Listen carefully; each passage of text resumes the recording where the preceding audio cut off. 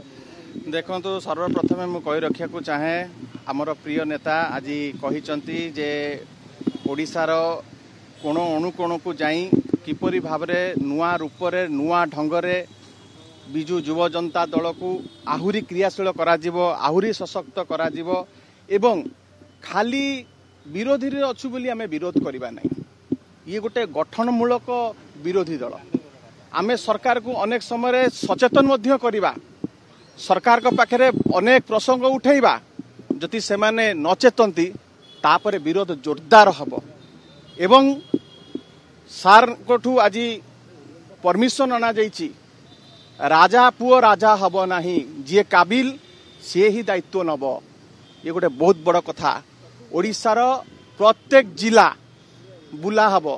प्रतिभा अन्वेषण कार्यक्रम करा जिवो। ये विराट बड़ दल शक्तिशाली दल सेठी दीर्घ वर्ष धरिकी जो माने युव छात्र संगठन भितर संघर्ष करिकी आसीचंती तांको संगरे आमे जाइकी सेठी पहुंचिकी चर्चा आलोचना करिबा तांकर कोन दक्षता रहिछि ताकू देखिबा एवं सेही मानको ही आगामी दिन रे नियुक्ति दिया जिवो सेही मानको ही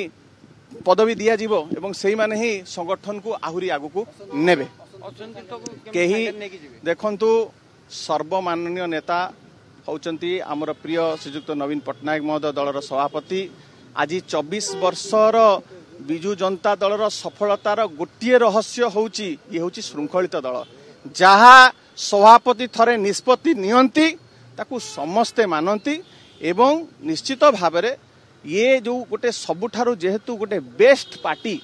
एवं एथेरे सबुठारु टैलेंटेड पिला माने अछंती सब जहा को आपण हाथ मारिबे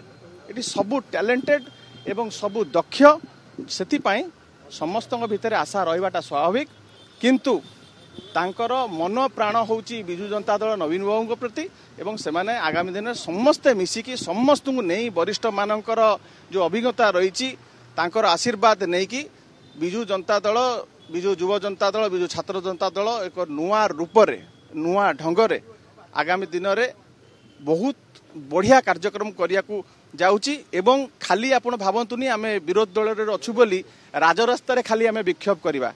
किपरि भाबरे विरोध करा जाए ताहा आपण माने खूब शीघ्र देखिबे दैट इज कमिंग सून।